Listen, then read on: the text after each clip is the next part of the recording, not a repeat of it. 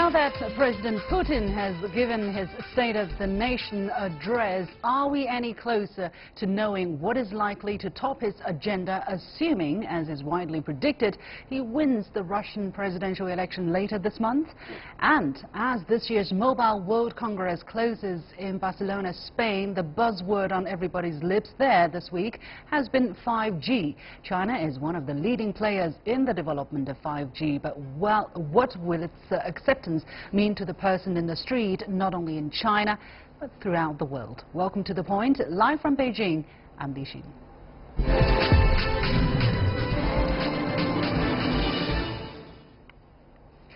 It has been widely predicted that Vladimir Putin is likely to win the March 18th Russian presidential election by a landslide, up to 70% of the vote by many accounts. But it could also be a close call, according to other predictions. On Thursday, the Russian president told the country in a State of the Nation address what he intended to do if he is elected again. So what has he been saying, and what challenges will he face in coming up with the reforms his country needs? Joining me from Florida, the U.S., are Ivan Eland, a senior fellow at the Independent Institute, and here in the Beijing studio, Professor Cui Hongjian, director of European Studies at the China Institute of International Studies. Gentlemen, welcome to the show. Mr. Eland, this was the first time in a decade that the president's speech didn't happen in December, but was delayed into the campaign period. Was this a deliberate move by Putin as part of his election campaign, or were there other reasons it had to be delayed by 2 months?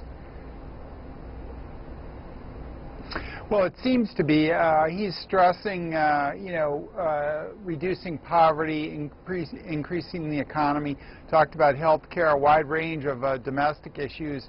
And I think it certainly it's sort of a campaign speech because he's not doing much campaigning other than that. So I think the timing of the speech probably has a lot to do with the upcoming elections on March 18th. Professor Cui, despite Putin's high support ratings, ordinary Russians are said to be anything but satisfied with their lives, and pro-market economists are also urging drastic reforms. How much pressure is Putin under to deliver reforms, and how secure is he really in his position? Yes, as we know, undoubtedly so far President Putin is facing I think a huge challenge, especially how to promote this living standard. Even as we know that for last 2 years, Russia achieved, I think a very stable economic growth. Just like Mr. Putin mentioned that last year, roughly 1.6, GDP growth, percent GDP growth.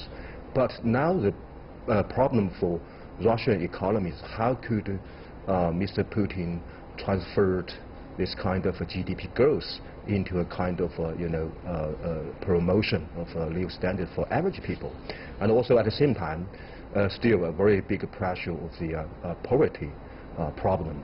So far still there are 20 million Russian people living under the living standard. So of course it will be a big problem, and also it will become one of the weaknesses of Mr. Putin, targeted by some other candidate for this presidential election. So undoubtedly I think that during this address, Mr. Putin will stress the importance for his effort. Once he becomes a new president, he will do something to promote this average people's living standard. But of course I think that undoubtedly, I think the economic problem become one of the big challenge for Mr. Putin. So once there will not be some new ideas, some new solution for this problem, I think it will give some threat to his position in the next time. However, one of the key messages that came out of his 2-hour speech was his criticism of NATO and his talk of new nuclear weapons having been developed, including a nuclear-powered cruise missile and nuclear-powered underwater drone that will be immune to enemy intercept. Mr. Eland, did this part of the speech come as a surprise to international observers? Well, I think maybe to some international observers, but I think the Russians have been trying to work on defeating U.S. missile defenses because they seem to be abnormally unreasonably scared of these systems which don't work very well in the first place. So they've developed the cruise missile, which is not a ballistic missile and can fly fairly low. So I think, and of course he mentioned also an underwater vehicle which would also not require it would not be able to be intercepted by the ballistic missile defenses. So I think, you know, the Russians have been working on these types of things, and he's showcasing them for his election. And I don't think there's any chance that he's not going to win the election. He's sidelined all opposition, and like many countries around the world who are not legitimate democracies, they pretend that they are, but they're, you know, they have candidates running, but no one's going to beat him. I mean, he's going to win the fourth term. No doubt about it. Professor Cui, what is your answer to the same question? Maybe what do you think of the chances that President Putin might be re-elected again? And if so, what does that say about the country and the system? Maybe that's what the people want. Yes, I think that so far there will not be so many suspicions about the result of the election, forthcoming election, especially Mr. Putin will become the new president for his next tenure. But I think in the last decade, undoubtedly, Mr. Putin already, forged a kind of a Putin-style politics in Russia. And if we look at the so high, popularity from Russian people, and also a very tough or very, aggressive, kind of active policy in foreign policy and security policy. So I think that yes, it will give some, maybe a kind of a choice for Russia, for Russian people to run this big country in next maybe decade. But of course, at the same time, I think that for Mr. Putin and for maybe the next government for Russia, it should try to keep a balance between, of course, firstly, economic reform, and how could, take use of the resources effectively, and how to keep a balance, say that to get some more, support from international community. Mm-hmm. Mr. Eland, what is your evaluation of the kind of challenges that Mr. Putin is faced on that front? Do you think he, if elected, he will have the kind of possibility to reconcile with the Western world? Well, not if he keeps meddling in elections. I think, the United States and Russia, from the U.S. perspective, I think in the long term they should have a better relationship with Russia. But lately, the Ukraine, Crimea issue has gotten in the way, and also this, more importantly, this Russian meddling in the election has gotten in the way. And I think, if those two issues could be resolved, that is to say, if the Russians quit meddling in the election and some sort of a agreement can be reached to solve the Ukraine problem, then I think the sanctions could come off Russian economy. Now, I don't want to overstate the effect of the sanctions on the Russian economy, but I think they have hurt the Russian economy to some extent, and of course that's slowing down the growth. The Russian economy was able to come out of the recession even with those on, but they're still getting 1.6, and I think 1.7 is percent growth is forecast for 2018. They have no incentive, the power structure in Russia has no incentive to move away from their gas and oil heavy economy simply because that would churn things up. And they have gone more to a state-oriented economy. The state has put its tentacles more deeply into the economy, which is always bad for economies when that happens, no matter what country it's in. So that slows down growth rates as well. So I think they do have a lot of economic challenges, and they probably should concentrate more on that. They want to be a player in Syria, and they have affected that conflict. But I think it's going to turn into a quagmire, because even though they've turned the tables and helped the regime out, the Assad regime, I think they're going to be in there for a long time because the war seems to be dragging on. Professor Cui, you were nodding from time to time. Do you agree with what Mr. Eland was saying? And also the effects of the sanctions, do you think without being able to resolve the difference with the West anytime soon, is Putin able to achieve the goal that he sets out for himself to lift the living standard of the ordinary people while still being under the Western sanctions? Yeah, undoubtedly, I think that still there are very big challenges to Mr. Putin in foreign policy and security, environment. But at the same time, I believe in that, Mr. Putin and his government is smart to deal with some challenges, especially when Russia is facing the sanction posted by Western countries. We can find out, Mr. Putin is clever to do something to try to make a difference between some European countries and the United States, and to try to get some more cooperation in especially energy field with some Western countries. And also at the same time, I think that Mr. Putin and his government is also trying to do something to get some more closer cooperation with some land-Western economies and countries, including China, because we can find out the big change of the economic and the trade direction for Russia in the last years. There will be more trade between Russia and Asian countries, including China, Japan, and Korea. And of course, at the same time, I think Russia will do something to support Mr. Putin's idea to make Russia great again. So I think that yes, on one hand, that there will be still some big challenge to Russia, but I think it will become a good energy or dynamic for Mr. Putin and his government to get some more support from his people. What about the issue concerning the accused meddling of Russia in the U.S. presidential election? How is that going to play out, affecting Putin's political future and the country's relationship, or the country's development in the near term? Professor Cui, once again. Yes. I think yes. Because right now we don't have a conclusion yet, although some people have been indicted, but Russia has all along denied, the Russian state has all along denied its meddling in the U.S. elections.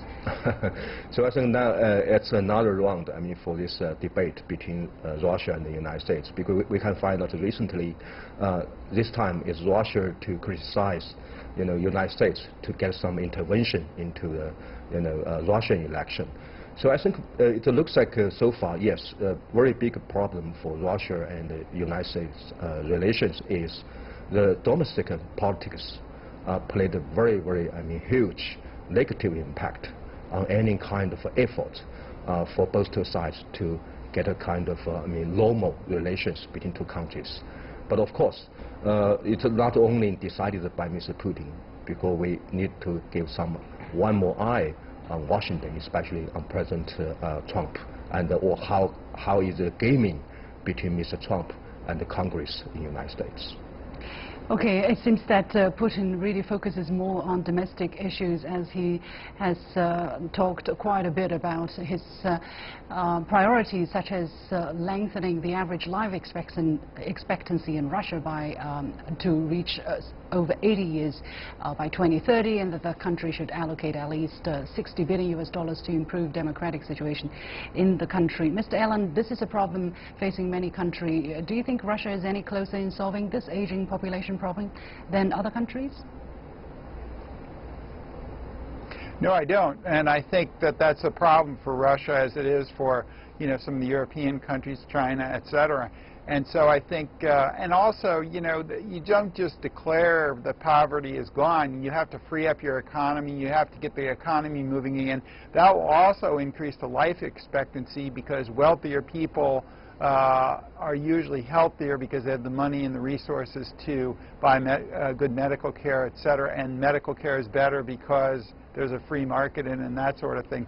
But as I say, the Russians have not freed up their economy, and I don't think they're going to, because in fact Putin had reversed some of the free market reforms, and especially in the resource sector when he came to power, And so I don't think he's a free market advocate, and I think that's a real problem for Russia going forward. Russia has nuclear weapons, and he was certainly showcasing that in this speech, but it's never had a very good economy. Even during the Soviet times, it was regarded as a Burkina Faso with missiles, and I think the Russians have a freer economy, certainly, than in the communist days, but there's still too much state intervention, and I think that's, you know, you're seeing that with 1.6, 1.7 growth rates. The sanctions aren't doing that. It's the structure of the Russian economy which needs to be reformed. That's the problem. How do you explain the fact that Putin enjoys very high support from the Russian people? If the economy is doing bad, okay, maybe it could be much better, much freer, but the people are supporting Putin. Well, I think the economy is sluggish, and I think there's probably a genuine support for him, but he's also sidelined some of the leaders. Either they ended up dead or in jail or just discredited by the regime. So you don't have fair elections there, and so no opposition is allowed, and some opposition candidate, a charismatic opposition candidate, or a guy or woman who came along. But you didn't answer my policies, question. Why does he have 70%? Why does he have 70% support from the public? Because I think of the NATO expansion. He was a nationalist. He pushed back on that. He's regarded as a strong leader, much like Trump is in the United States. He pushes back, and Russians like a strong leader. He's certainly genuinely popular. I'm not sure he's as popular as the numbers that will indicate in the election, but certainly he does have popularity because he's perceived as sticking up for Russian interests in the wake of NATO expansion and other activities that the West has helped him along. He's a Russian nationalist, and that's what you get when you expand an alliance eastward that didn't need to be expanded. So I think the U.S. has to have some you know, blame for Putin coming to power in the first place and being able to hold down. Once nationalistic leaders get in power, they can manipulate nationalism to their own advantage, and that's what Putin has done. Plus, the Russians usually like a strong leader.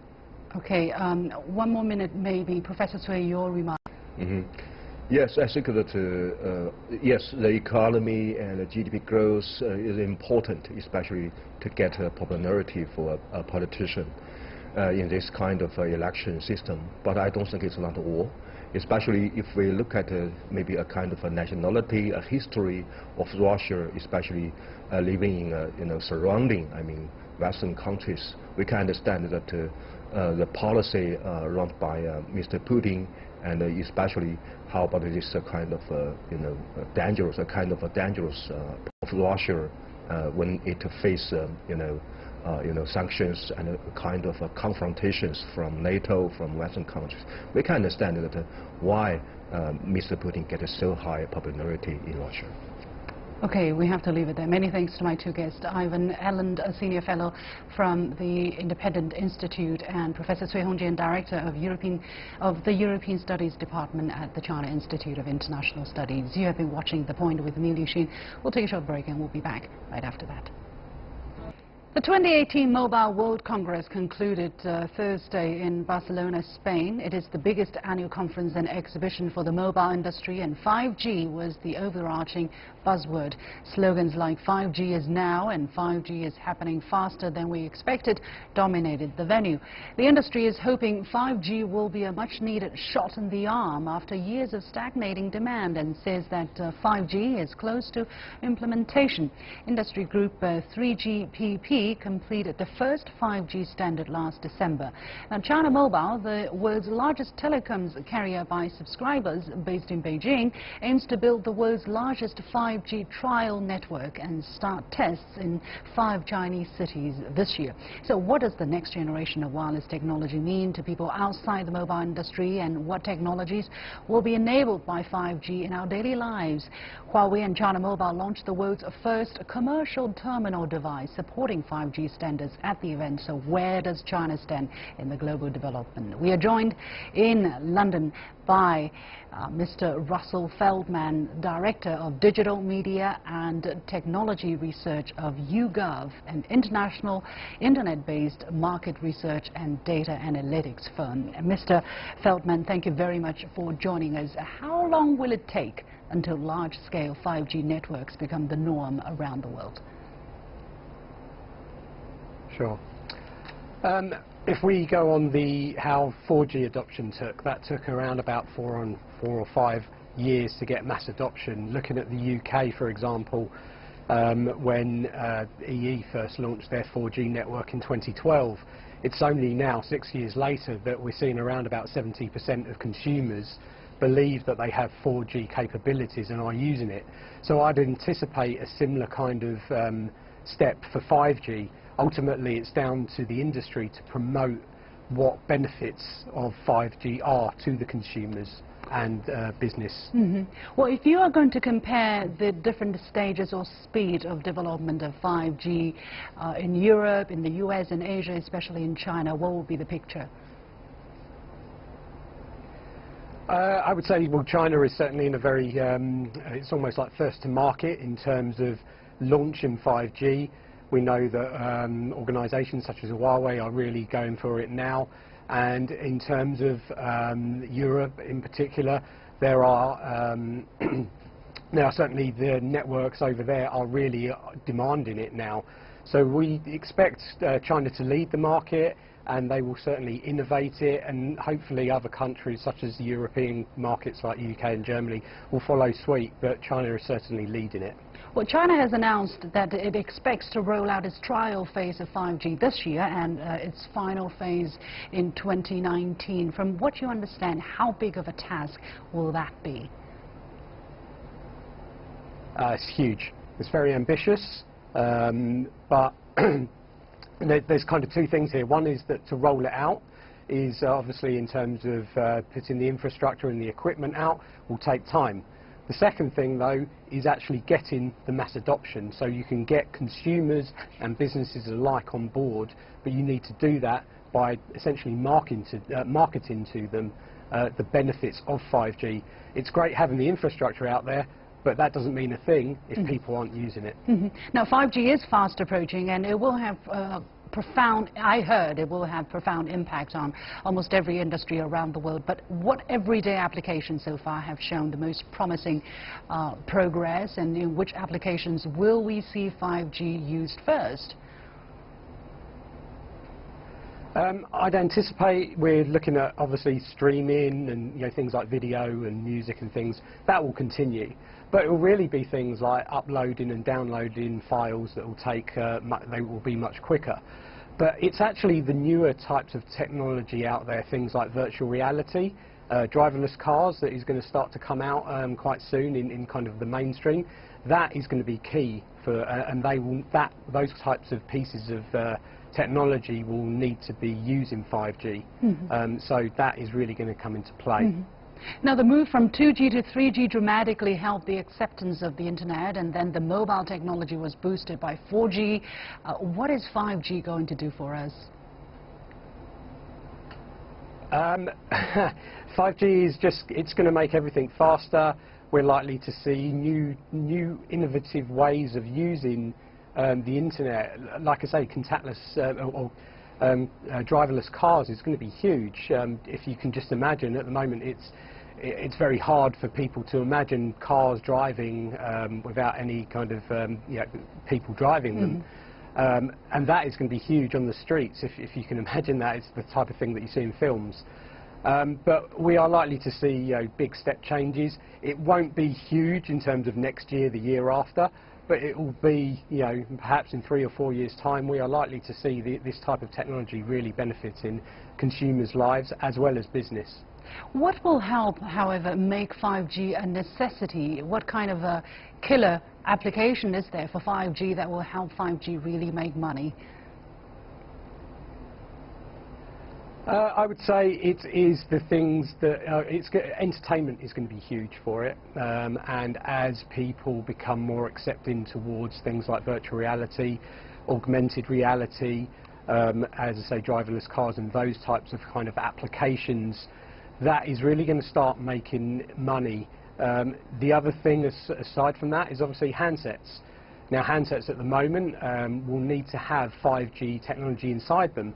That's going to increase prices, which means ultimately further down the line you would expect prices of handsets to increase, and therefore consumers spending more on their handsets and ultimately more on their data plans. Wow. Does that mean that we all have to change phones? No, you don't have to answer that question. I really want to ask you this question, however, that in 2017 5G was written into China's government work report for the first time, so we'll see acceleration of development of emerging industries and 5G mobile communications. How will one country's 5G development affect people in other countries? I think a lot of that will be driven by business and trade, and certainly, as you say, China is kind of, it was written in 2017.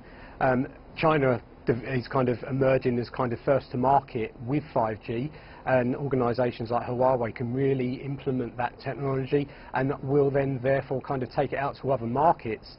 In terms of China, it's going to obviously help you in regards to trade with other nations and really put you at the forefront of leading technology. Well, finally, and slightly on the political side, previously U.S. lawmakers and security agencies lobbied top U.S. carriers to cut ties with Huawei during the 4G period. So how can we reduce geopolitical factors standing in the way of global cooperation? That's an interesting question. I would say it is, in terms of Huawei, U.S. allies are using and have kind of promoted Huawei. If you look at the UK, we as a country have adopted Huawei in terms of our infrastructure. We're seeing the same with Germany. All these different kind of network carriers of US allies are adopting Huawei technologies. So I would say in terms of the US that it is obviously concerned about Huawei and cyber security and whatnot, but when its key allies are using that technology, it obviously says something already. Well, we have to leave it there. Many thanks to my guest from London, Russell Feldman, Director of Digital Media and Technology Research of YouGov, an international internet-based market research and data analytics firm. And that is it for this edition of The Point with me, Liu Xin. Follow me on Facebook or Twitter using the handle The Point with LX. Thanks for watching. You've got The Point.